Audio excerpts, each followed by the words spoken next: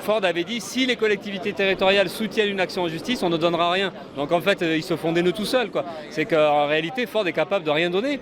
Mais le pire, c'est que même les 15 millions, il faudrait discuter des 15 millions. En fait, c'est une manière à Ford de payer pour avoir la paix.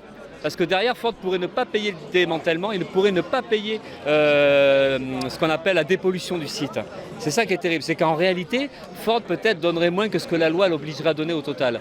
Donc on est dans quelque chose qui est très compliqué et c'est malheureux que l'État il soit toujours en position finalement de se rallier à un accord éventuel avec Ford plutôt que d'aller au bout du combat qu'ils ont mené jusqu'à présent, c'est-à-dire celui de dire oui, pour l'intérêt général, pour l'intérêt collectif, cette usine-là doit survivre et d'essayer d'imposer à Ford qu'ils vendent cette usine-là et qu'il puisse y avoir une reprise d'activité derrière. Oui, c'est une journée importante, voire historique.